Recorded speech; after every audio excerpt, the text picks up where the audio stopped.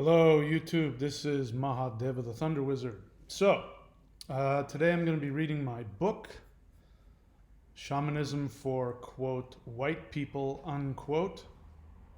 And you can find that on Amazon. You can read along with me if you have the book. Before I do that, though, I want to share with you a very powerful shamanic practice, which is shamanic drumming. And this is me with one of my teachers who he's still alive and he still teaches, to my understanding, in Los Angeles, California. And what do I do with it? Oh, he's way up here. So let's watch this for a little while. This is a rhythm that when you play it, you can play it for all kinds of different reasons, but one of the reasons that you play it is to have your enemies fall at your feet. So the idea is when you play this rhythm, it can also be your challenges, your problems. When you think of them, whether they be your enemies, whether they be challenges in your life, when you think of that while you play this song, it's said that they'll just fall dead at your feet. So let's watch that, and then we'll talk about my book.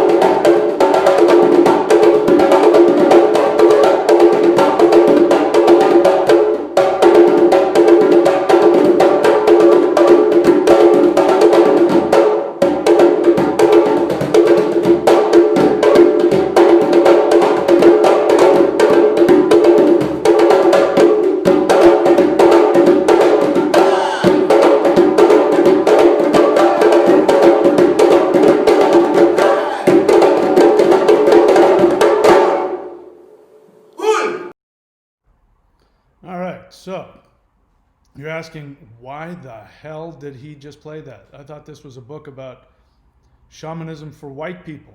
What the hell's going on here? Well, I just wanted to set the tone here. We are going to talk about shamanism and my understanding of indigenous European shamanism and why I think that's important for Westerners to learn. But I wanted to get rid of the racists. I got one of the most offensive comments I've ever received yesterday. And it was this video. I have this video obviously up on my channel. And you could just tell that the thick, metal plate on this guy's head was, the dense ignorance of this individual is unbelievable, because I don't think that he had any intention consciously of being offensive to me, but he sure as hell was. And he left a comment that said, "Avoiding all things African, why don't you play some Celtic drumming?" So let's just take the obvious racism out of that. Obviously, this guy is wrapped up in current events and he thinks that this is a racial and or political thing that's going on. And let's just take that ignorance out of the way. How offensive is that to say to me? I'm obviously in the video playing. That's obviously me. That was posted, 7 years ago. This is something that I've studied for decades. That guy is my teacher, the guy I'm playing with. He's one of my most respected teachers. He's taught me a hell of a lot about shamanism and spirituality. For some asshole idiot to come onto my channel and say, "Hey, why don't you just put on Celtic drumming?" As though, just completely not even acknowledging that this was something that I had spent a lot of time learning and mastering. That in itself is incredibly offensive. He's just so narcissistic that, I should just, but on top of that, then to bring in his ignorance about, all things African, as somehow that means something. To be proud of that, to be proud of your ignorance to that degree, I find offensive. That he's so proud of his ignorance, that offends me deeply. Everything else you just build on top of it, and you have one of the most offensive things I've ever experienced. So I just wanted to set if people are coming on here because they like the title and they think, oh yeah, white people, power, whatever, and they think I'm going to be one of those idiots, you're wrong. So please feel free to go someplace else if that is where you're coming from. Now, if you want to understand how we can heal the 2,000 years of damage that has been done not only to people of European descent, but to the entire world, because, European people have had an incredibly powerful impact on the entire world. And so we bear the responsibility of any negativity that we have brought into this world.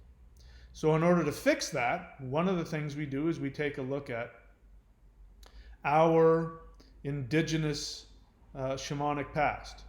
And one of the arguments that I'm going to make in this book is that if you have permission from an established elder of any tradition, and you have permission to learn from them, to identify with that tradition, and to teach that tradition, then by all means, regardless of where you're from, go be it.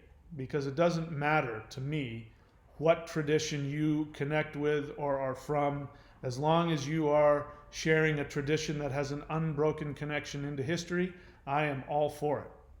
Some people are called to practice their own indigenous shamanic practice. Some people like me are called to be syncretists. As you can see, I have no problem slipping in and playing with an African drum master and coming back and talking about runes and all things Germanic. But let me just tell you something. All of you racists out there, all of you neo-heathens who think that race means something, and you've come onto this channel because of this title, and you think that I'm going to co-sign your ignorance, let me just tell you that Thor's coming for you. Odin's coming for you as well, but Thor especially. Thor is coming for you hard. Maybe not in this lifetime, but trust me, you are going to be on the other end of that lightning stick. And, it's going to be whatever it's going to be for you.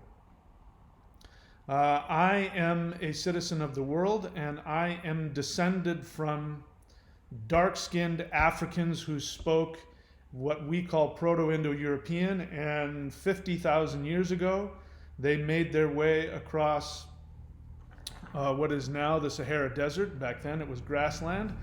There was a shift in the climate, and they walked across that and then came across up into Northern Europe, and they spread all over the place. And they are the fathers of the Germanic people, the Celtic people, the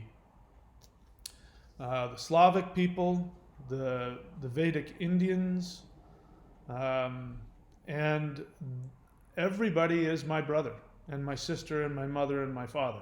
And if that's a problem for you, you have my absolute firm permission to get the fuck off my channel.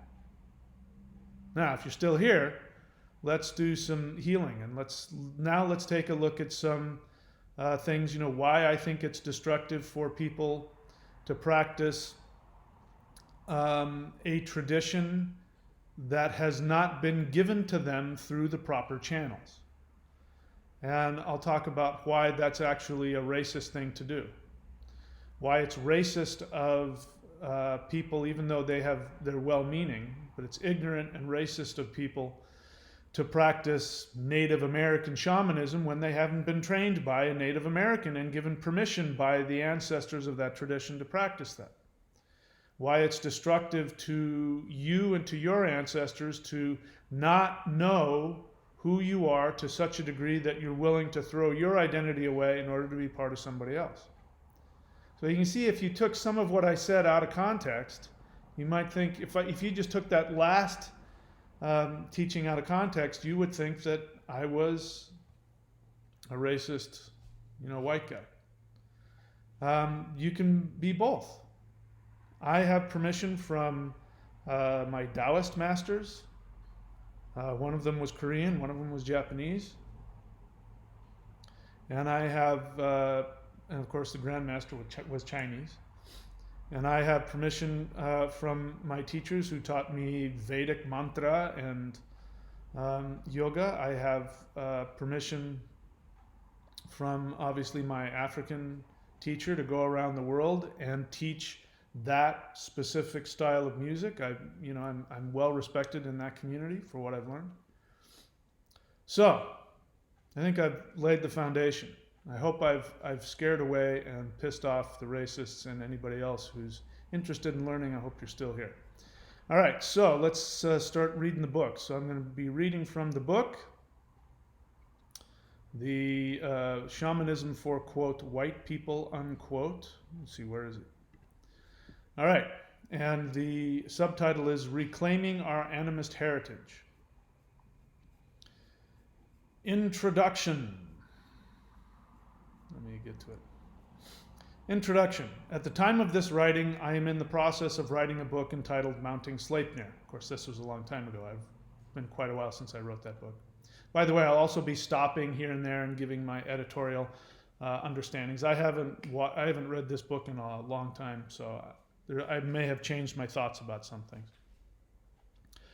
At the time of this writing, I'm in the process of writing a book entitled Mounting Sleipnir, which is a work focused on examining and resurrecting a modern form of pre-Christian Teutonic animism. As a writer and a teacher, I have a tendency to go off on tangents. I have come to accept this about myself, and so I no longer try to censor my thought process. My goal for Mounting Sleipnir is to stay focused primarily on Teutonic and Indo-European animism. However, as I have been writing that book, I have found myself wanting to explore more general subjects concerning animism. As it turns out, I have some strong feelings concerning current trends regarding modern animist practices. That was, 7 or 8 years ago, or maybe even longer, more like 8 or 9 years ago. Many of those feelings kept trying to make their way into the Sleipnir book. In an attempt to keep that book on topic, I began writing my thoughts and feelings down in the form of short essays. My expectation was that I would get a couple of thoughts out at a time and then be able to focus on the book. But instead, once I started this process, the thoughts kept flowing out of me very passionately. Within a few pages, I realized that there was a small book that wanted to get written, and this is how Shamanism for White People was born. Neo-shamanism and animism are more popular now in the Western world than ever before. It is my passionate belief that reintegrating animism, shamanism, into our modern society is imperative if we are going to return our world to a state of balance and pull the human race back from the precipice on which we are teetering. That was 10 years ago. We had unprecedented fires here in Australia, and in the States we have unprecedented fires going on. That we've never seen before. We have reached temperatures that have not ever been recorded, and it is a fact now. Sorry, there's a thing called science. We can figure this stuff out. It is a fact now that the Earth is warming faster than it has in millions of years. So those of you who want to sit there and say, oh, climate change is normal, we're just going through a climate change. Well, this is not a normal climate change. The climate has not shifted like this. It takes much longer for the climate to shift to the degree that it has. And, forgive me for getting upset, but it is not my fucking problem that you don't want to take a look at science because you have some political agenda about whether or not global warming is human caused. So when I wrote this, we're on the precipice. We're already there. We're already there. We've keeled over. It's gone. By the time you see the effects that we see in the world today, the effects that we're experiencing today have been building up ever since the Industrial Revolution. When you take greenhouse gases and you shove them in the atmosphere, it takes a long time for that to build up. Even if we were to stop all greenhouse gas emissions, just go to zero right now. If I was able to snap my fingers and we were to go to zero right now, we would still have to watch for hundreds of years as the climate got warmer because the effects of it are cumulative and they take a while to take effect. So it's done. It's over. We're already there. And I have no more patience or for anybody that's unwilling to just look at reality because you have some emotional or psychological or political agenda. I think the reason why people deny global warming is because they're guilty. They don't like feeling guilty. When you tell, every time you drive your car, you're adding to global warming, people don't like to feel guilty. So they say, that's not me. I'm not doing that. I had a friend of mine who, I haven't talked to him in years, but this was way back when people first started talking about global warming. Like it was a real thing. Scientists were starting to talk about it. And then there was, of course, people that were downplaying it. And he was saying, we don't have enough proof. Like, what the hell do you mean we don't have enough proof? And he says, well, I'm not going to believe it until, science actually proves it. And I said, where are you getting your information? And he named off, right-wing political mainstream. They're now mainstream. The mainstream media. Back then, it wasn't the mainstream media. It is now. And he started rattling off mainstream media websites and radio programs. And I said, so until absolutely every single person on the planet comes to you and says it's been proven, you're not going to believe it. He says, I'm not going to believe it. And I said, and I knew him because he had been my student for a while. And I know when somebody's not telling me the entire truth. And I said, come on, there's more to it than that. Don't bullshit me. Tell me the honest truth. What is it that bothers you emotionally about this that you don't want to accept this? And he got honest with me. To his credit, he got honest. And he said, I'm rebuilding a 1970-something Camaro. And he says, I really like these cars, these old muscle cars. And he says, I'm afraid that if global warming is proven to be man-made, then the government will tell me that I can't drive my Camaro. And I said, that's it? And he said, that's it. I said, so you're telling me you don't want to believe in the overwhelming, now proven evidence that we live in a time of human-caused global warming because you want to drive your Camaro. Is that right? And he said, yeah, that's right. I said, let me give you another scenario to chew on. I said, imagine that you have a 4-year-old kid in school in preschool. And there is a leak of odorless, colorless gas. Maybe, pick whatever gas you want. And it's potentially lethal. And somebody has said that there's very good evidence that there is a gas leak at the school, so we're going to close the school and send all the kids home. But we haven't proven it yet. We're going to go and research it. Are you telling me that you would say to them, no, I want you to keep my kid in school until you prove to me that there's potentially lethal gas in the preschool? And of course he said, well, of course I wouldn't do that. And I said, well, what's the difference? So, as I write right here in the book, if we are going to return our world to a state of balance and pull the human race back from the precipice on which we are teetering, we've already fallen off the precipice. It's happened now. We can see it. It's undeniable. Sorry, you can try and make it into a political thing all you want, but it's a fact. Let me continue reading. But I also firmly believe that it is important that we understand where we, quote, white people have come from so that we can understand what animism really is. We cannot simply project our modern mindset onto our pre-Christian European animist beliefs. We must first understand from an experiential level what our ancestors believed.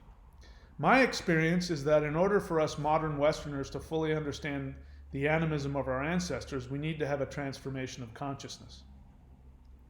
My journey to my own ancestral European animism started with 20 years of training in various foreign animist traditions with unbroken connections into prehistory. After 20 years of training in various animist lineages, including the Taoist, Hindu, Vedic, and Yoruba West African traditions, I was able to better absorb and understand the animist mythology of my Norse ancestors. In fact, I would say that 20 years of training were mandatory for me to understand where my pre-Christian animist ancestors were coming from. While I am gratified to see more and more modern Westerners embracing animism as a way of life, I am also concerned that we are simply imposing modern dualist Western values onto this deep and complex philosophy. In this book, I will share many of my thoughts and reflections on some current trends in modern Western animism or neo-shamanism. I have a tendency to be blunt about my passionate feelings. I have and continue to find ways to be more cooperative and constructive when sharing perceptions. However, there is a time for tough love. For those who can hear it, I'm going to share some tough love on both sides of this subject. I will likely offend everyone at some point in this book. That is not my intention, but as a warrior, I find it is good to clear the air once in a while. If you are able to read the whole book, there is most likely some things we see eye to eye on. My main goal is to get people talking and communicating about these subjects as opposed to us all isolating in our own respective cliques and pointing at the other folks around us with whom we might disagree. Well, this introduction is getting long-winded and I have not expressed what I wanted, so let's just get started, shall we? This book is written in a specific order, but as with my other works, you are free to jump around. Enjoy. A modern Western shaman. I practice a form of traditional pre-Christian European animism, or what many people would describe as shamanism. The word shamanism has been largely misunderstood in recent times. Modern neo-shamanism is actually more accurately defined as animism. When the average person uses the word shamanism, most of the time, whether they realize it or not, what they really mean is animism, not shamanism. What is animism? Animism is the belief that all of creation possesses a spirit and a consciousness. Animists believe that all things, whether they be rocks, trees, animals, energies, ideas, etc., are all part of an interactive web of life force consciousness energy. Animists believe that all things seen and unseen can be interacted with and communicated with. The job of the animist practitioner is to act as an intermediary between the spiritual and physical realms. The animist understanding is that all of creation seeks a dynamic balance with itself. The animist strategy for survival is for humans to seek a dynamic balance with the forces of creation surrounding them. Animism was the first form of religion in the world, and every culture on the planet can trace their spiritual origins to some form of animism. All religions being practiced today that still possess an unbroken connection into prehistory are animist in nature to some degree. I'll explore the definitions of animism and shamanism later on, but first, before I do anything else, why, quote, white people? My apologies for using the racially charged phrase white people in the title. I am of Northern European descent, or what some people would call a white person. But let me be clear, I'm not a racist. I do not have any racial agenda. I couldn't care less about anybody's skin color. I find the racially charged term white people as divisive and offensive as any other racial generalization. But I chose that term deliberately to get your attention and hopefully start some meaningful dialogue about what I believe is a very important subject. I'm not going to pull any punches. I'm not going to talk around the issues or allow racial stereotypes or political correctness to distract me from talking about what I consider to be the real issues behind this subject that is very often overlooked among the heated rhetoric.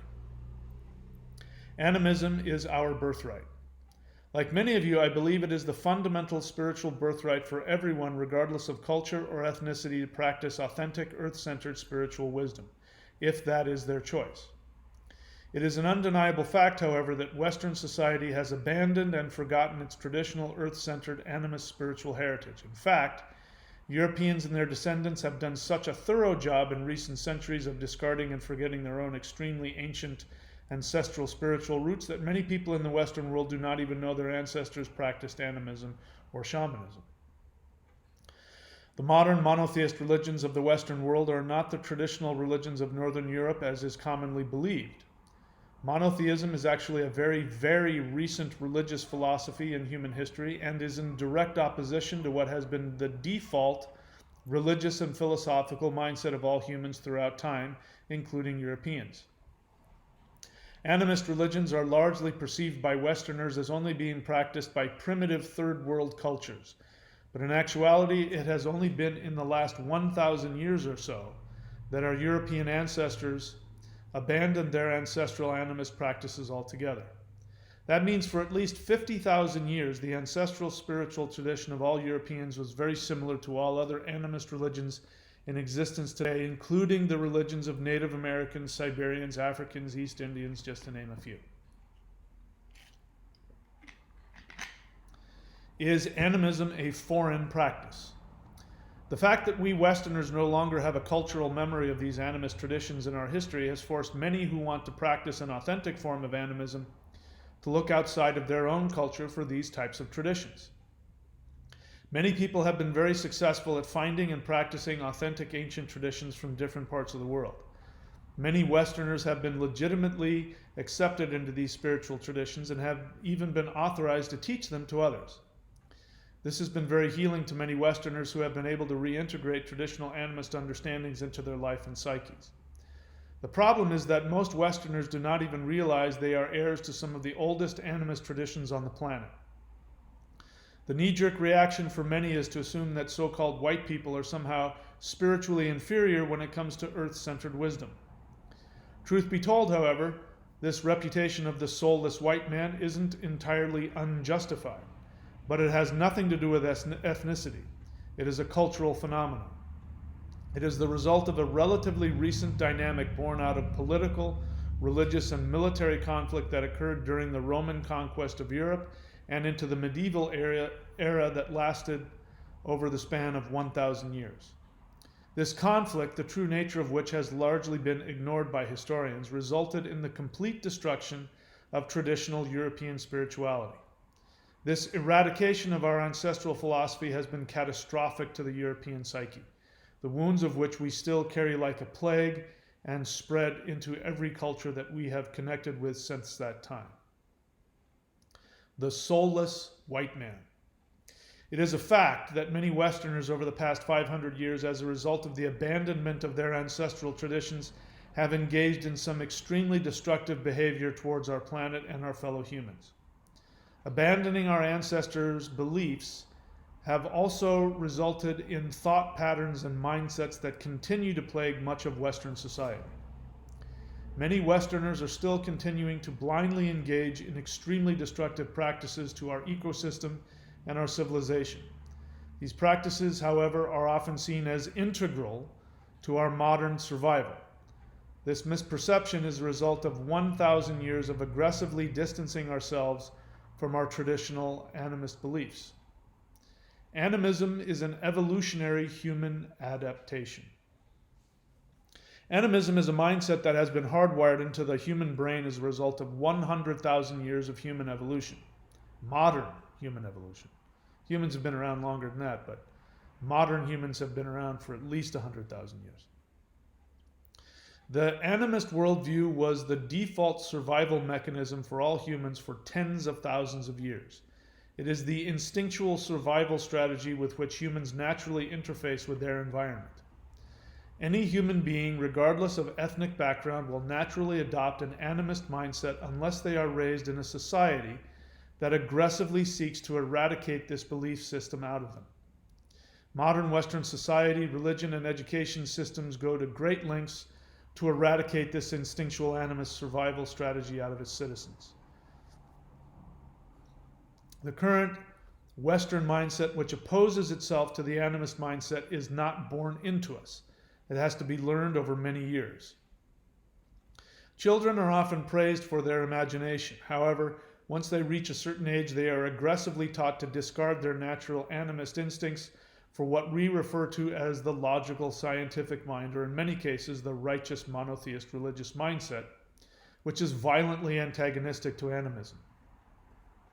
The instinctual animist mindset is one which perceives itself to be integrally connected to all of creation. This is in direct opposition to the modern mindset in which Western society, which teaches that humans are separated from manifested reality.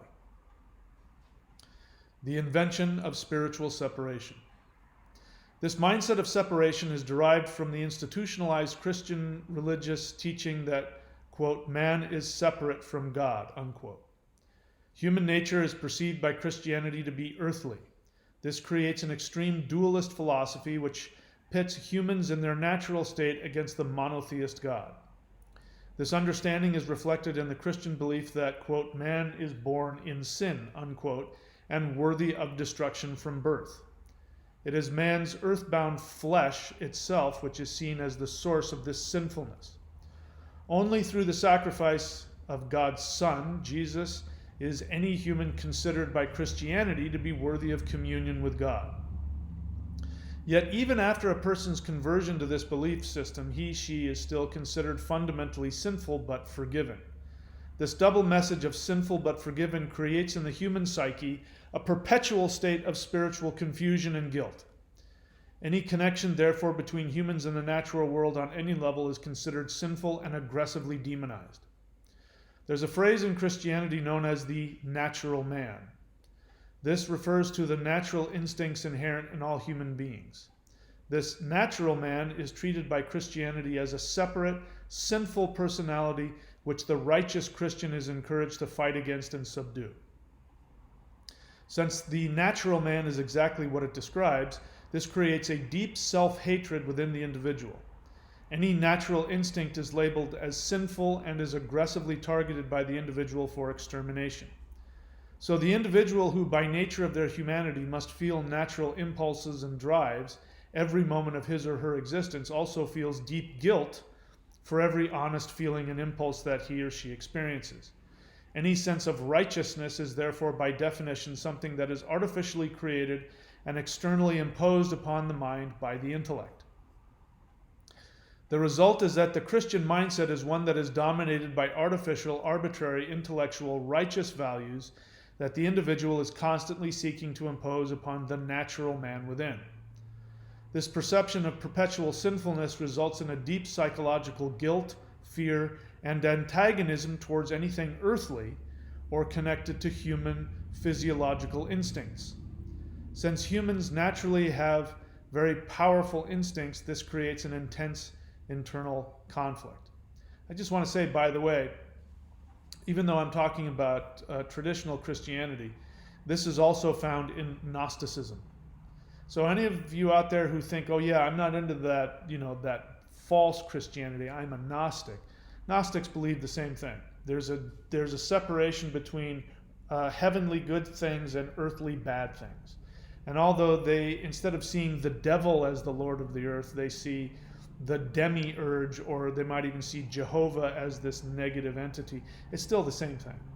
There's still this self-hatred and wishing to escape. This is what escaping the Matrix is all about. It's Gnosticism. I mean, the movie The Matrix, as much as I like it, is a Gnostic movie. It's Gnosticism. It's modern Gnosticism.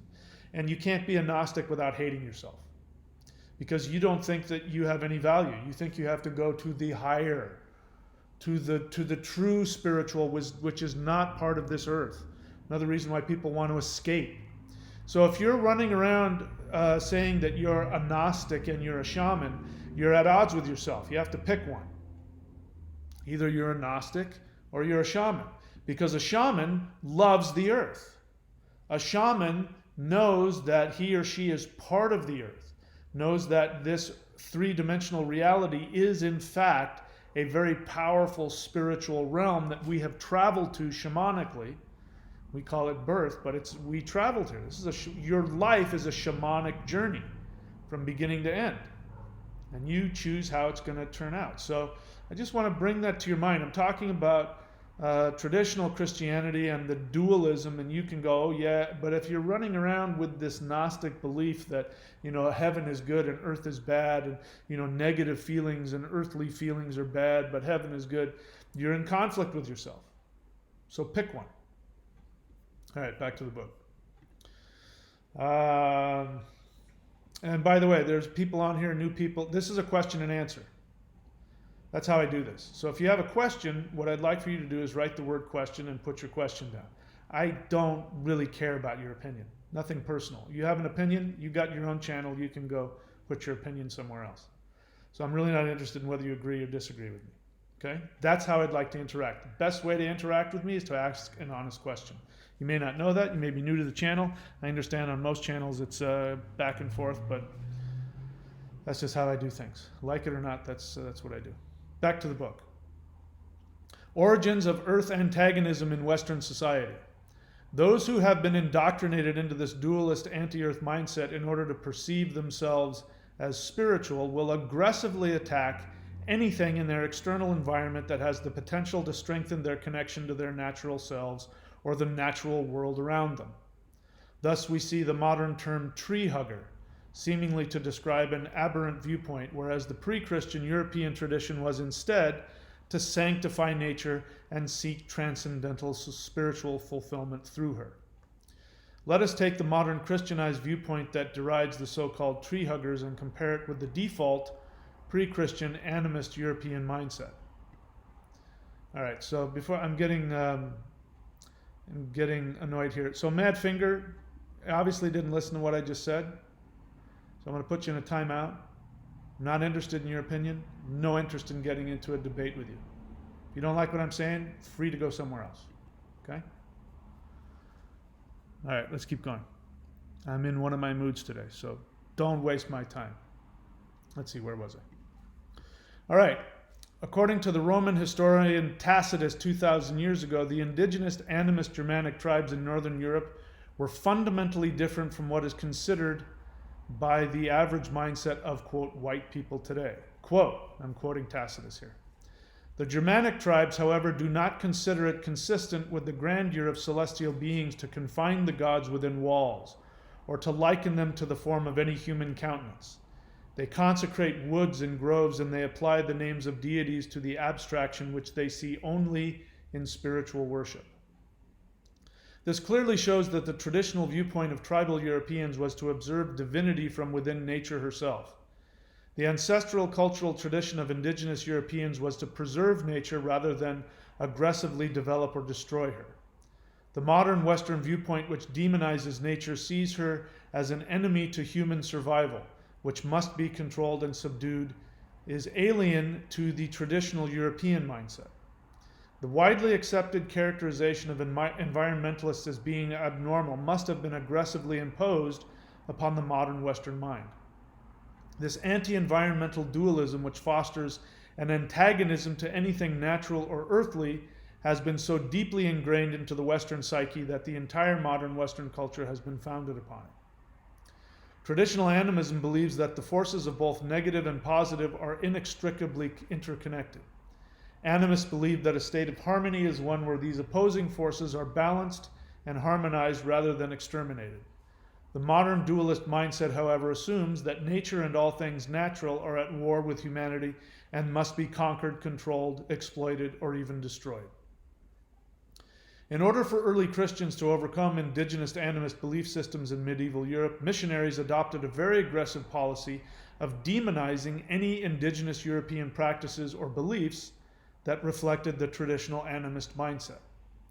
Traditional sacred sites were often renamed with the word devil by Christians to dissuade further animist worship. Such examples might include names like Devil's Hill, etc. Christians would also take advantage of sacred pagan sites by building churches on top of them. This practice of destroying indigenous sacred sites was not limited to Christians. This strategy was also employed by pre-Christian Roman conquerors. Invading Roman armies would routinely chop down sacred forests and tribal areas they sought to conquer in order to humiliate the local gods. Many indigenous Europeans had powerful ancient cultural and spiritual ties to the land upon which they lived. By destroying their sacred forests, the Romans were seeking to humiliate and disempower the local deities and ancestors who were believed by the locals to be sources of great power. By killing the local ancestor spirits and nature deities, this would have the effect of severely diminishing any sense of spiritual power in the tribes who might seek the assistance of their local gods or ancestors in mounting any martial defense against the Roman invaders. Without their ancestral deities to empower and protect them, such tribes were left without a spiritual heritage, and they were more likely to willingly integrate into Roman imperial culture. This practice by the Romans helped set the stage for introducing the imperial mindset of Europe that was significantly increased by the introduction of the belief in the monotheist Christian God. Monotheism was even more effective tool of imperialist Rome to unify disparate cultures into one vast empire. As a result of hundreds of years of aggressive institutionalized Christian missionary campaigns to wipe out the indigenous animist European mindset, Western society now unconsciously and as a matter of course indoctrinates its citizens from birth into the separatist mindset installed by empirical institutionalized Christianity. Wow, that was a long sentence. I don't even know if I said that correctly. This mindset of separation pervades all of modern Western society and is not isolated to practicing monotheists any longer. Just because someone chooses to reject formalized monotheist religion does not in and of itself remove the deeply ingrained separatist thought patterns implanted into our unconscious minds. Even atheists, agnostics, and alternative religions, including Gnosticism, very often still operate unconsciously from the Western mindset that has been implanted into them.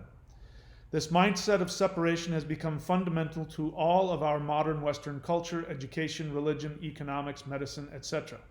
In point of fact, our entire modern civilization is fueled by the philosophy of separation.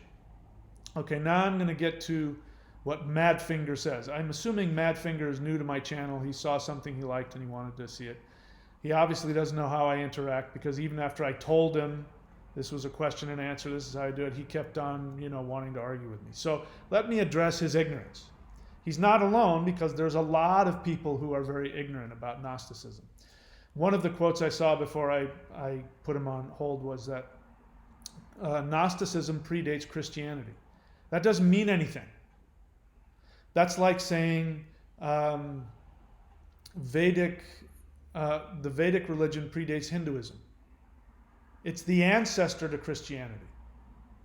And since you're new to the channel, I recommend that you go and watch my videos about Gnosticism, so I can help you understand where it came from, what the cultural situation was in the world that brought it about. But Gnosticism, even though you're right, Gnosticism came before modern or institutionalized Christianity, doesn't change the fact that Christianity is a Gnostic religion. The kingdom of God is within you. That's Gnosticism. And that kingdom of God is within you is saying that is connected to this idea of separation between the physical and the spiritual. So Madfinger, again, what you don't want to do is come onto my channel with not having watched my videos and knowing what I teach, and dump an opinion and start to act like you know more than I do. Because if it's something that I've researched and I've talked about and I've written about, I'm going to slice you to pieces. So the best thing to do is just ask me an honest question. Okay? That's the best way, especially, I don't know why, I'm full of, I must have eaten my Wheaties today. All right, so let's continue. Having said that, I do, there's a way to ask the question. Like you could ask the question, how did you come up with that understanding of Gnosticism? And then you get me to answer a question and talk about it. But if you're not on my channel because you're here to learn, then don't waste your time. If you're not on my channel, even though you have a different opinion, if you're not willing to look at an alternative opinion that I have, don't waste your time. Go make your own videos. All right, enough of that. Let's keep going. The emergence of neo-animism. But since the natural evolutionary instinct of all people is to operate from animism, and since this instinct is unbelievably powerful, more and more people will continue to seek out animism wherever they can find it. This brings us to our current controversies surrounding white people and neo-shamanism. The current situation is this. There's a great deal of controversy over the increasing trend of people of European descent practicing various forms of neo-animism or neo-shamanism. Much controversy surrounds people who are referred to as, quote, plastic shamans. These are people who openly profess to practice what they call Native American shamanism. Such people are viewed with derision by both Native Americans and conservative Westerners alike. As such, they feel like extreme outcasts and rebels who do not fit into any group. Most likely, these plastic shamans are of European descent and have been raised in an environment that was antagonistic to animistic beliefs. Very often, they have been indoctrinated into the belief that animism was unnatural to them. In addition, it is also very likely that they experienced their upbringing as being very oppressive and spiritually injurious to them. As a result, the understandable desire to seek out animism is intensified by a perceived need on their part for mental and spiritual healing, even survival. Hence, their efforts have a desperation to them. Such people are not easily swayed from their goal to reintegrate animism into their lives. They feel that their very existence hinges upon finding and practicing what they believe to be shamanism. The so-called shamanic practice of soul retrieval is exceedingly pertinent in this scenario. These individuals have a very palpable sense that their natural animist souls have been forcibly removed by a society that they perceive as being antithetical to their very natures. These individuals have been convinced by modern Western society that such animist practices to reintegrate them on a psychological level do not exist in their own culture. Therefore, they automatically seek out practices in other cultures that are believed to remedy this serious problem. So it's been a while since I wrote this book. I would say that in a much faster way, which is they operate from the assumption that they have no place to go within their own culture to experience shamanism. So even though I'm laying it out like this, I understand because I was there. In the 80s, I bought, Native American shamanism books. I went to lots of drum circles. I went to lots of sweat lodges. Some that were, led by Native Americans, and some that weren't. So I'm very familiar with that whole. I mean, it's still very new age. Here in Australia, I saw it. I came here and I met a friend when I first got here over a year ago, and she took me around to different things, very new agey sort of things. And we went to some reading, and somebody was reading from cards, and they were using Native American cards and the buffalo card. And, it wasn't my place to say, so I didn't. But I really wanted to pull them aside and say, I want you to understand that what you're doing is extremely offensive to Native Americans and has nothing to do with their religion. It's stuff that's made up by people who want to feel like they're connected to some form of animism, and so they're drawn to this because they think there's nothing else out there for them. So part of what I'm doing in this practice is to give people something of value that, if they choose to, they can use from within their own cultural heritage. And I don't know if I talk about it in this book. I might talk about it later. I probably do. I don't remember. But this started because I had come to the end of my spiritual training in my Taoist tradition, and I wanted to go to higher levels of things, which had to do with things like using fus, which is basically, it's not exactly the same, but serve the same function as runes and rune staves. But they have their own practice of using fus, which are same kind of thing. And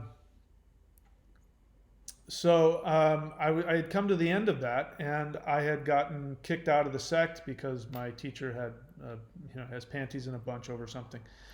That anyway, he got his ego all bent out of shape, so he kicked me out of the sect, and so I couldn't go any further, or so I thought. And it was a result of that, and I was online, and I thought, well, I'll look into Siberian shamanism and see if maybe that will take me, I knew it wasn't quite the same, but maybe that'll give me something that I'm missing in my practice. And I started watching some YouTube videos, and there was a reaction. There was a video from some guy who claimed to be Native American, some college kid, and he was protesting a Michael Harner shamanism workshop. And he was out there protesting, saying that he didn't like white people practicing his religion. Now, the ironic thing is that Siberian shamanism is not Native American religion, and so he was, he just couldn't. The word shamanism, with white people just pissed him off, and and I remember watching it, and I got furious for the reasons I just expressed. But I got really furious. And I walked around my house for days just angry about that stupid, ignorant kid. And then I stopped and I said, why am I so upset?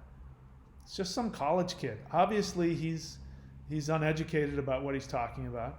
Why does this bother me so much? And I realized because he's right. Because one of the things he said was, why don't you practice your own religion? Why do you have to practice my religion?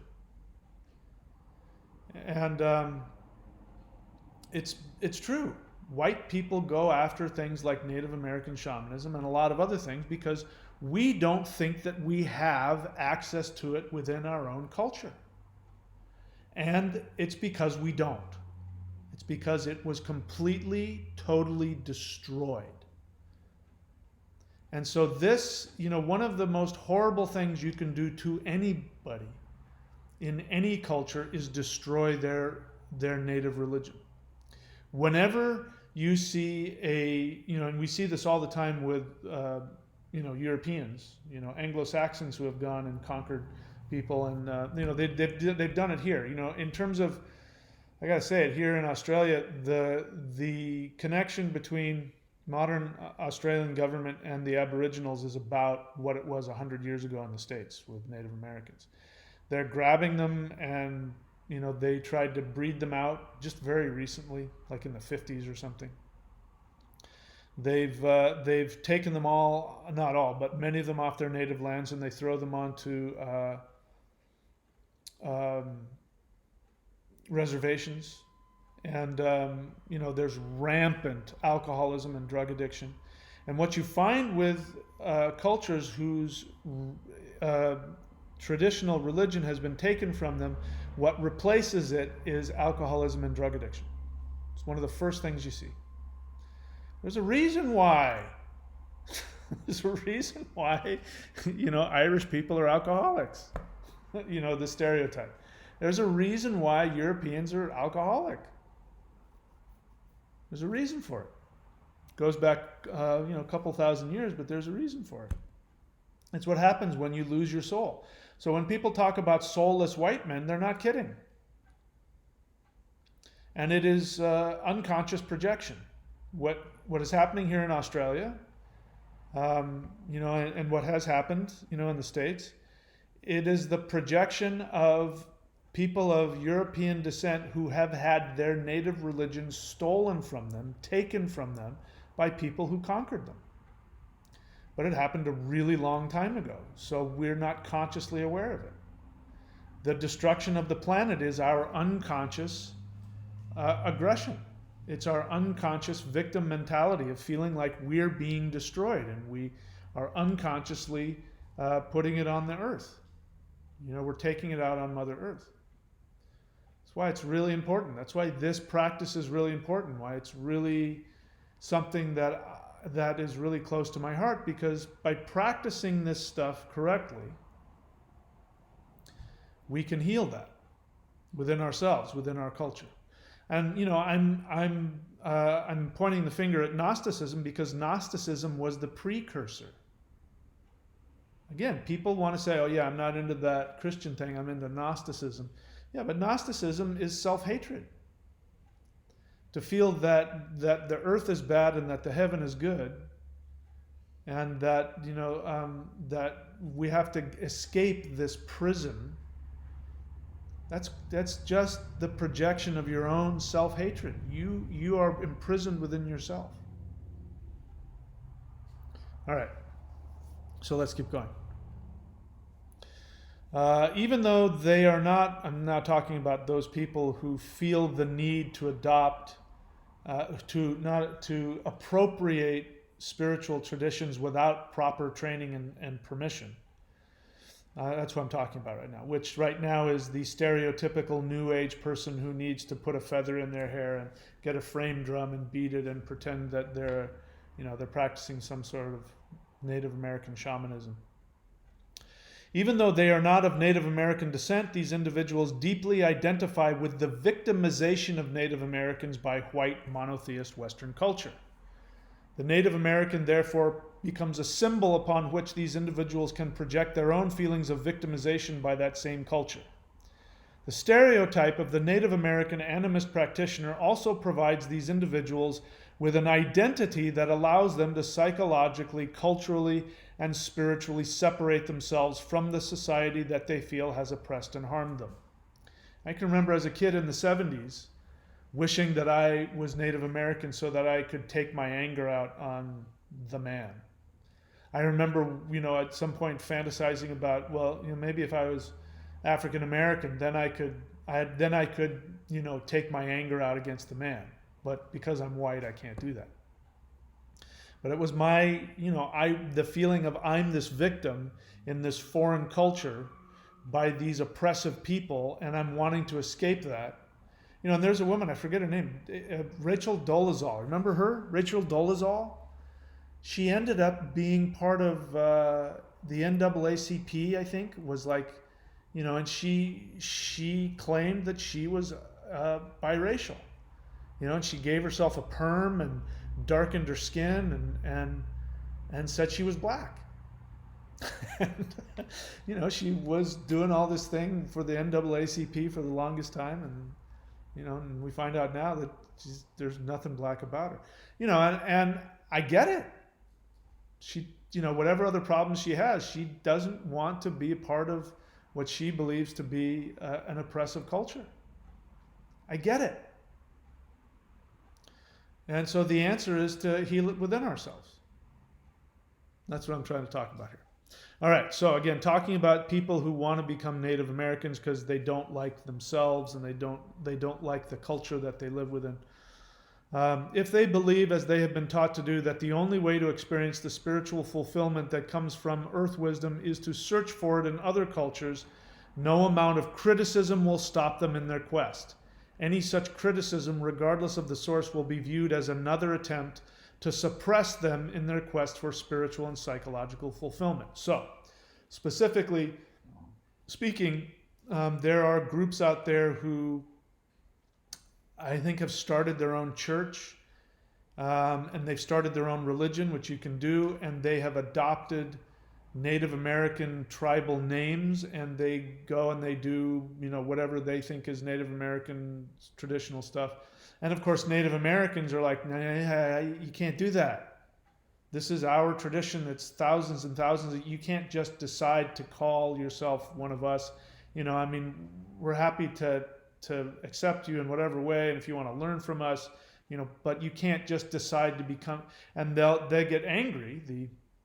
the plastic shamans, the white people, understandably, they get angry. They say, you can't tell me how to, express my religious desire. I want to do this. This is, I feel called to this.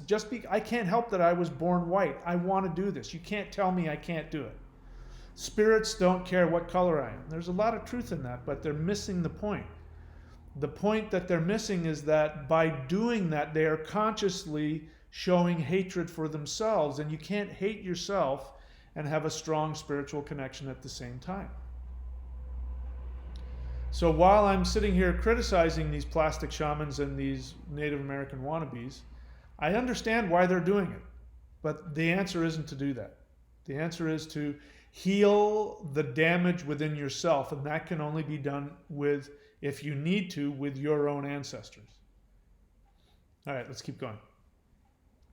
The instinctual drive to experience the feelings of connectedness with nature and the universe can no longer be suppressed in these individuals. They actively seek out the only forms of authentic animism that they believe they can find. Since the Native American culture has suffered so extensively at the hands of this same Western culture, these people feel an irresistible attraction to and sympathy with Native American spirituality. This is one reason why there are so many false Native American shamans who attract scores of followers. It is also why these individuals persist in appropriating Native American practices, even though they have been sharply criticized by the Native American organizations whom, ironically, they are trying to emulate. In some cases, they have been threatened with lawsuits, but even after acknowledging that their practices are not authentic, they still persist. If these people are spiritually damaged, as many of their detractors proclaim, then the answer is not to attack or criticize them, but to give them access to what they seek. And here now I'm going to piss off Native Americans.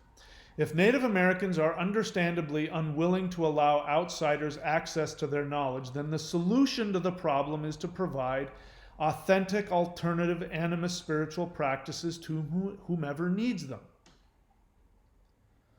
So that would mean that they would have to get over the hurt and the anger that they understandably still carry with them about white people. They have to understand that these white people who are trying to appropriate their culture are doing so because they don't understand that they think that they have no other place to go. And they obviously see something in your religion that they like, that they feel that they need. And so the thing to do is to provide a means to bring them in. And instead of isolating and keeping it this secret away from the bad, evil white people, here are white people who are trying to change. And we can look at them as immature and childish, but so what? That's what children do. They imitate what they like, what's around them. And if they are as damaged psychologically and spiritually because of that, then you have something of value, and you have something that is real, and there are people who want it. It is your responsibility to give it to them. Now, you can set it up so that they have to go through certain hoops, and trust me, they would pay money out the ass to do it. They would follow the traditions. If you told them these are the traditions, that in order to call yourself a whatever tribal member, you have to follow this. If, taking it out of the racial stereotype is what I don't know what else to do. Criticizing them and not giving them an option for those that don't understand that they actually do have an option is not helping anybody. So I think that those Native Americans who are wanting to deny white people their actual traditions because these people obviously need it, I think it's hypocritical. And it's counterproductive. Having said that, I personally don't anymore. I did, when I was 15, I did, but, that was how long ago? 30, 40 years ago? Something like that. Yeah, 40-something years ago. But going back to that Native American guy who pissed me off so much because he was telling white people who were training in Siberian shamanism not to practice his Native American religion. I was so pissed off at that guy. Why don't you practice your own religion? I'm really glad that he did, because that's what made me go, he's right. I don't have access to my ancestral knowledge. That's what part of this whole path is about. To give people who need it an option. And one thing that I found is when I started reading Norse mythology, first I had to figure out that I was of Norse descent. I thought I was Celtic. And the same thing is true, even though Celtic people are white, you know, from an ethnic perspective, I didn't have an ethnic history with them. I tried practicing Celtic spirituality, and the gods of that culture would look at me like, who the hell are you? So me being white has nothing to do with it. My ethnicity, the color of my skin, has nothing to do with it. You know, there are people who I've run into who were African American, which in the United States means you could be at least 50% European, just because you're half African and half European. You know, you look African American, you're still, you know, half of your DNA is European. There's a lot of people who really love Norse mythology. They want to be heathens. They want to practice ossetry because they feel the connection, and I believe it's their DNA going off inside of them, telling them, I want to follow, you know, Odin and Thor and all that. So we got to get over this. We got to get over the superficial stuff. My niece, 100% white. She has olive skin and dark eyes and dark curly hair, and people lots of times mistake her for being biracial. We have it in our, you know, that's probably 50,000-year-old DNA creeping out in my niece.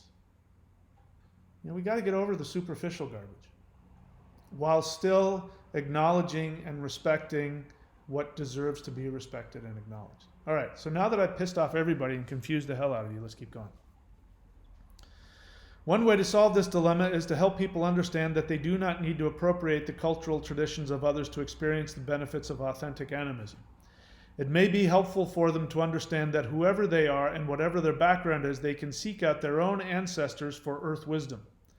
Even if their immediate ancestors did not follow animist practices, if one goes back far enough into anyone's ancestry, you will uncover someone who practiced an ancient and authentic form of animism or shamanism. The main goal of my work is to help people find authentic animist practices regardless of their ancestry, but especially for those who are of European descent or who identify with Western or European culture, there is good news. There are a large number of sources readily available to help you to practice your own form of authentic shamanic earth wisdom. So before I go any further, I'm thinking about something. You know, this isn't isolated to just white people. African Americans have been doing the same kind of thing as well. Generalizing and appropriating things simply by, you know, continent or skin color. And one of them is in the 60s, and I remember because I was alive back in the 60s, a lot of the African American movement, you know, civil rights movement, a lot of African Americans wanted to adopt Swahili as a language. And if you've ever heard of Kwanzaa, Kwanzaa is a made-up thing. But it's for, you know, African Americans who want to feel like they're connecting to some kind of African tradition. But the thing is that the vast majority of people who came over from Africa have no connection to the Swahili tradition at all. They're Yoruba. The vast majority of them are of the Yoruba ancestry. So if they really want, you know, Lieutenant Uhuru, she's Swahili. You know, that is so people would start adopting Swahili names, even though they were of Yoruba descent. It's the same type of superficial, and I hear it and it sounds racist to me because I take the color out of it, and here's somebody adopting and appropriating something that is not of their ethnic background. It's the same kind of thing. The need to do that. The need to disconnect from yourself because you grew up in a culture that was oppressive and tried to take you away from your traditions. So education is a good thing. Anyway, Let's keep going. The first humans in Europe were animists. The European people have been practicing animism for over 50,000 years. If you are of European descent, then animism is in your blood, in your veins, in your DNA. The unconscious assumption that Native American culture is superior to that of our European animist ancestors is destructive to our own spiritual identity, and some would say is offensive to our ancestors and their traditional shamanic culture. This is one reason why Native Americans are so offended and simultaneously mystified by this practice of spiritual appropriation. To indigenous animist cultures, it doesn't make sense to avoid one's own ancestors. As I'm thinking about it, I can't get it out of my mind. You know that song, what the hell is it? All Night Long. What is that? What the hell is the name of that song? Anyway, there's a whole phrase in that song that's supposed to be, him singing some African thing, some African language. Jambo, jambo. I mean, I remember when I first heard it back in the 80s, and I remember hearing that song. God, if somebody can remember the name of that song, I wish I could remember it. And there's that whole phrase of him singing supposedly some African thing. And I remember hearing it going, that doesn't sound right. Jambo, jambo. It just sounded made up to me. It is. It's totally made up. And party all night, or whatever the hell it is. All night long. All night, all night, all night long. Whatever the hell that song is. Somebody remind me who that song was. Who made that song? But it turns out that while he was writing the song, he was going to research some African language and put it, Lionel Richie. I forget the name of the song, Lionel Richie, but that still really popular. We're going to have a party all night long, whatever. And but he wanted to write in some African, phrase in the song. And he didn't have time. He was too lazy, so he made it up. He just made up. Is it called All Night Long? He made up some fake African song and threw it in there. And it's just, Tamboli de se de moya. Hey, Jambo, Jambo, way to party, oh, we going, oh, jambalaya. It's all made up. There is no language in the world that does that. And if you watch the video, the official video, they've got people in African Americans or African people in African garb dancing to this fake African language that he made up. And he made it up because he was too lazy. He said he didn't have time, so he just made it up. If a white guy did that, it would be the ultimate inoffensive, racist thing to do. And it would be. It would be an absolutely disrespectful, racial, it would be so stereotyping. It would be just horrible. It would be disgustingly offensive.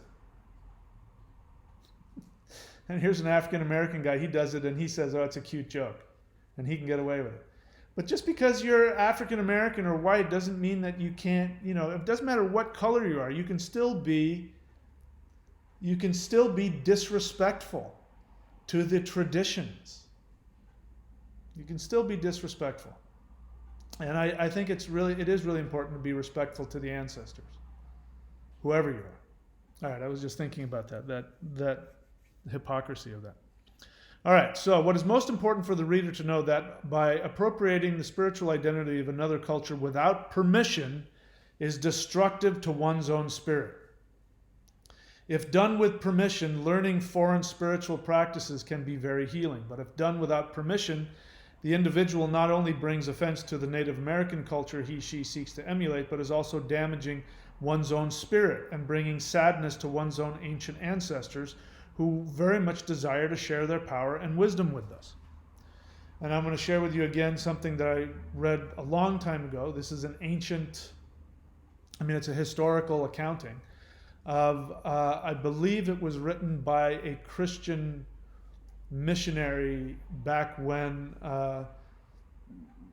it was either Norway or Sweden, one of the two, was converting to Christianity. So they were still practicing their native ways, and they were starting to become Christian. So this was a landowner, an elite person, part of the elite class, and of course he had this big land. And anyway, in order to make money, you had to become a Christian. So in order to do that, you had to have the Catholic priest come over and do the rites and cast out the demons and all that. And so the Catholic priest is going with the holy water, and he's saying his thing, and he's sprinkling the holy water on the trees and the standing stones on this guy's property, which of course he had been in his family for thousands of years. And so I don't know. I don't think the guy was very religious, but probably just wanted to be able to function in society and be able to trade and make money. He went to bed that night and he had a dream where his dead ancestors, like his grandfather and his father, came to him and said, "What the hell are you doing? Why are you chasing us off the land? We're here to protect you." But that's what people don't understand, is that by appropriating somebody else's ethnic background in order to get their spirituality, you're denying your ancestors who want to teach you.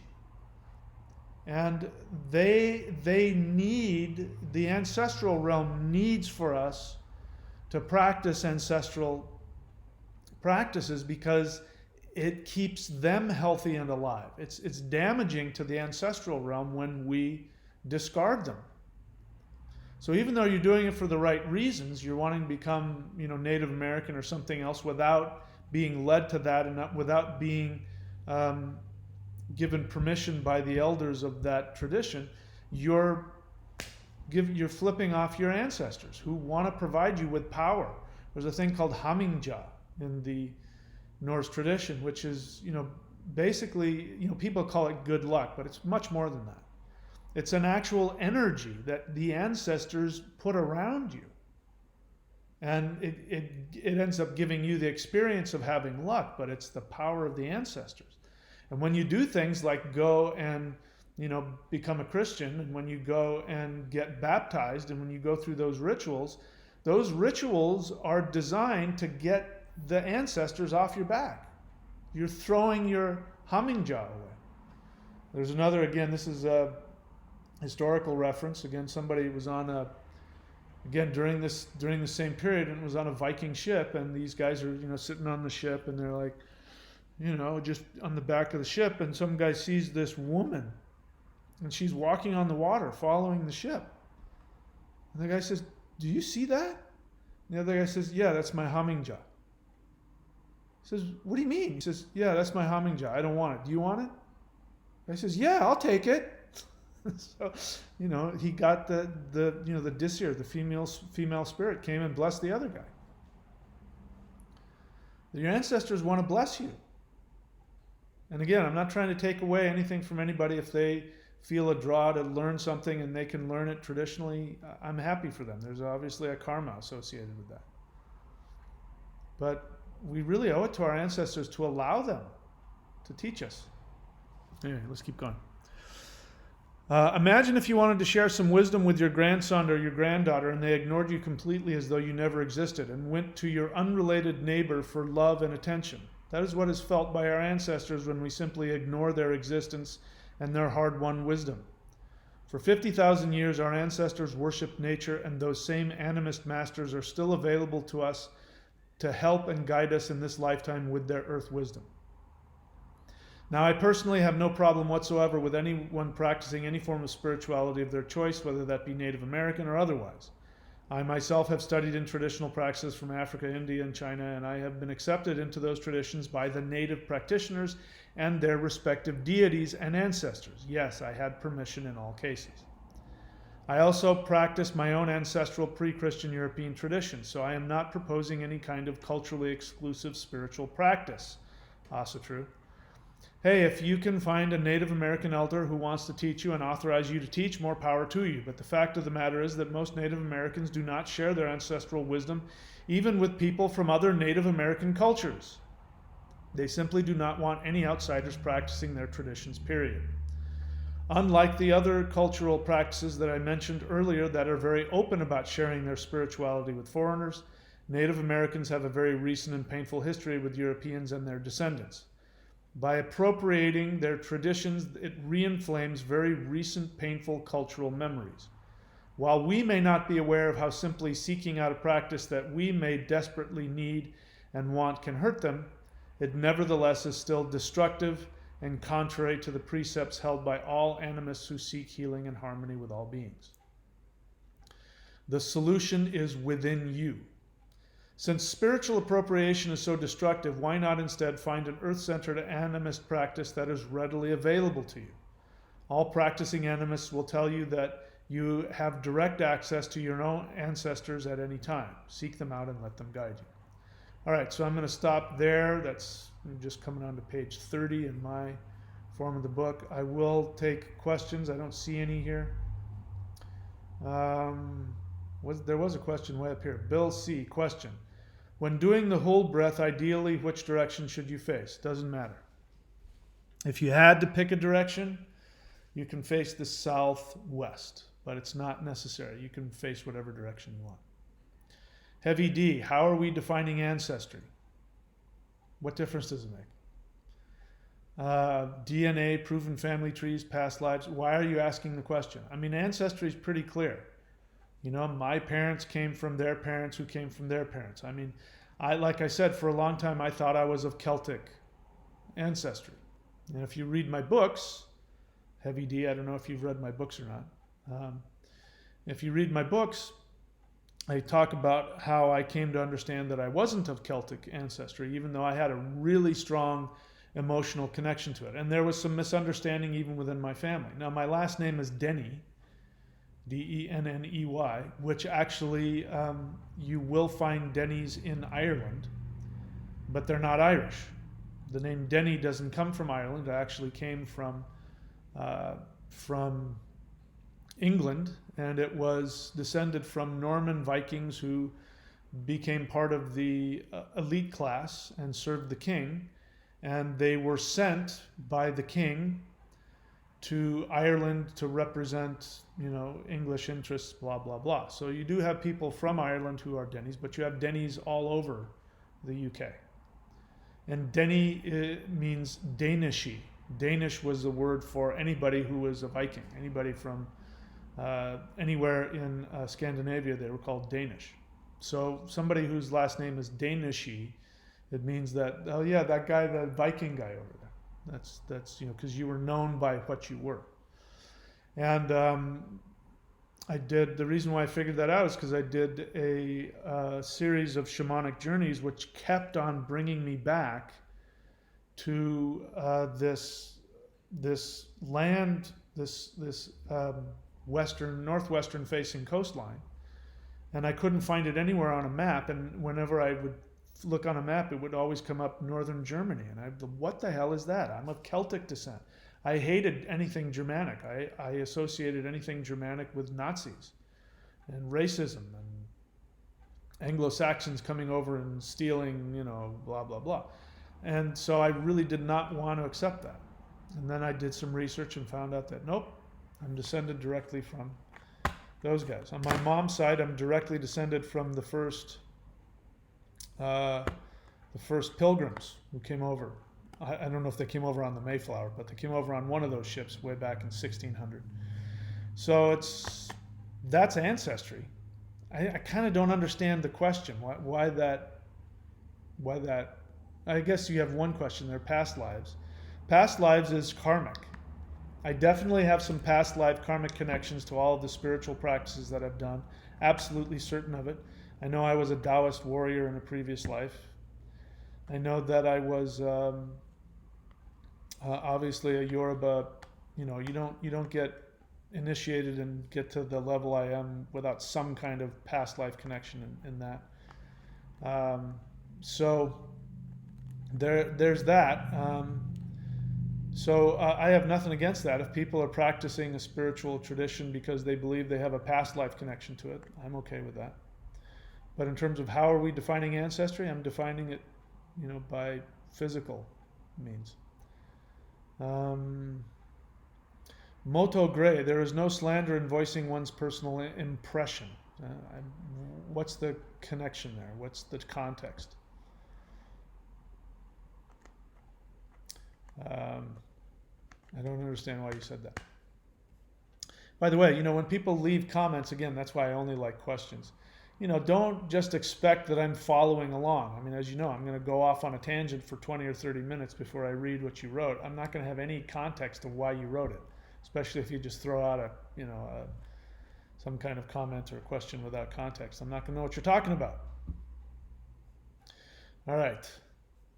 That's it. I don't see any questions here. So if you don't ask questions, then I gotta do some business. So I want you to realize, before we go any further, that the best way to support the channel is to go to thunderwizard.com and subscribe at whatever level you want. And if you do, let's see if we can find it here.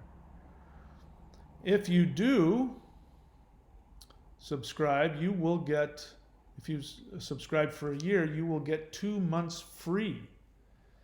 So that is like 16% savings. And that is something that Patreon has just unveiled, which is the ability to subscribe for a year. Nobody, to my knowledge, has done so yet on my channel, but apparently, according to them, that was something that people really wanted.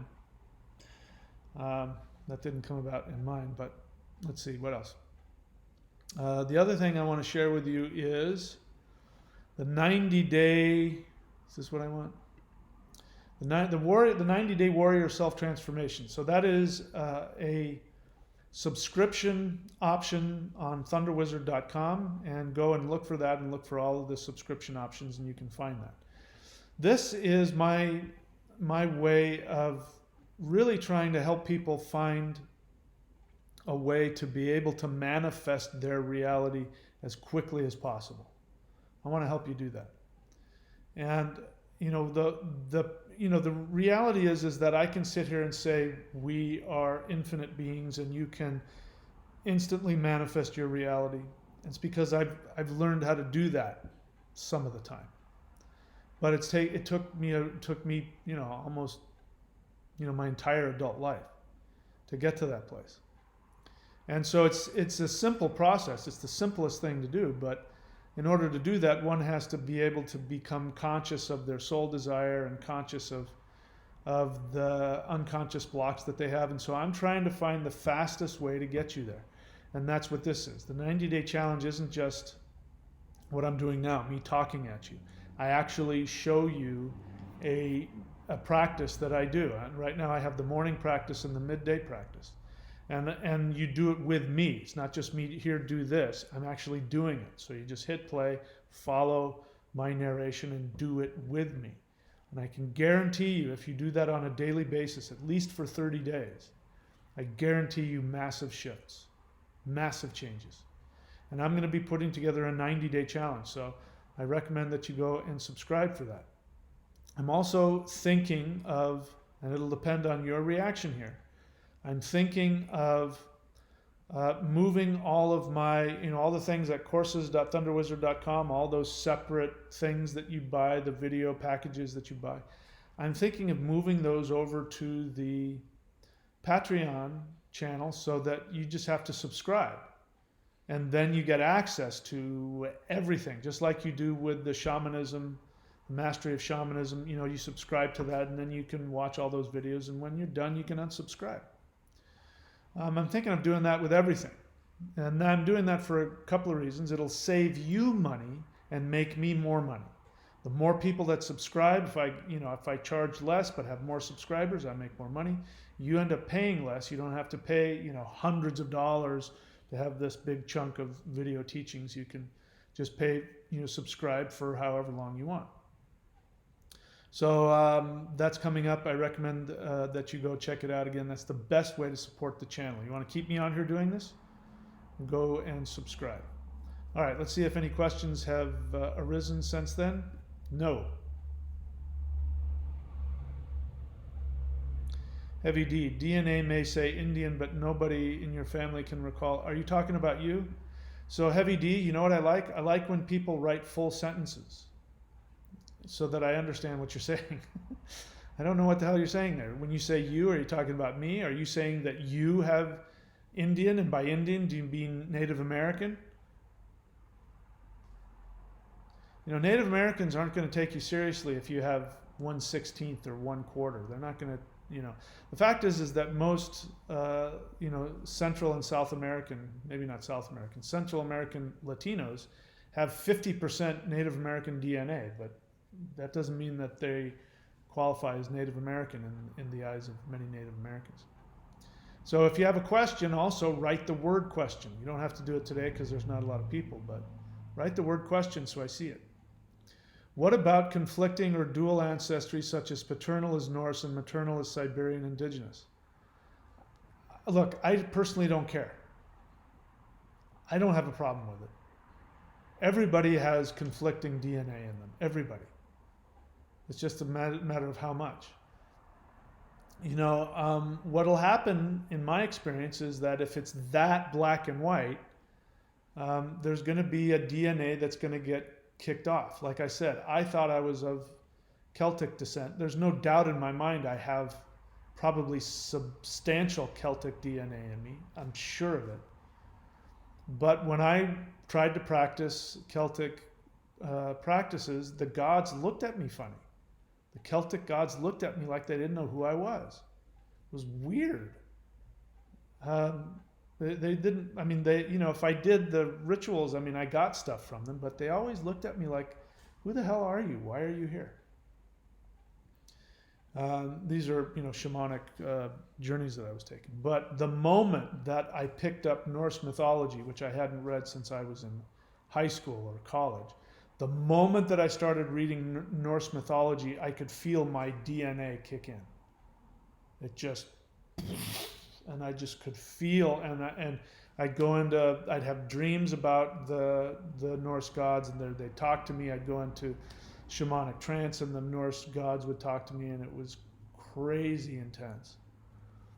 So what about it? I mean, I don't have an issue myself. The thing to do is to find somebody that can teach you. So are you saying, again, it's also helpful for me if you share from your perspective, this kind of, third person what if. Why aren't you telling me what your experience is? Are you telling me that you're half Norse and half Siberian? Why don't you tell me what's going on with you? I can be more helpful to you than that. If you talk about yourself. All right. So there you go. All right, I think I've covered all the bases. I don't see any more questions here, so we're gonna call it a day. I'm hungry. I need to go eat. I'm really kind of wondering if I should go surfing today or not. I don't know. All right. That's my problem, not yours. That's it for me today, guys. I'll see you guys very soon. Oh, that is you. So why didn't you say that? Why are you talking about yourself in the third person? Why don't you say it? So your paternal is Norse and your maternal is Siberian indigenous. Why are you asking me? Why don't you tell me? A good example of that is the Sami tradition in northern, is it Norway? They're not Germanic. They are actually really anciently connected to Siberians, even though they look European. But they have integrated Norse gods into their traditional shamanic practices. You can do both. You do, follow your instincts. If you're drawn to those, then go after them. Seek out somebody, and if not, you're of both of those ethnic traditions. You can do what I did. I'm recreating my Norse tradition because there was nobody to go to. There were no masters. I mean, neo-heathens are the least knowledgeable in my experience. They're so wrapped up in Western culture and their racist garbage, that they're the least trustworthy sources for my ethnic spirituality. So I had to do my own research and create it myself. You can do the same, but you should be able to find some Siberian shamans. You've got me on the north side, so if you want my permission, you have my permission to do both. But listen to your instincts is my suggestion. All right, that's it for me, guys. Talk to you all later. Thanks for showing up.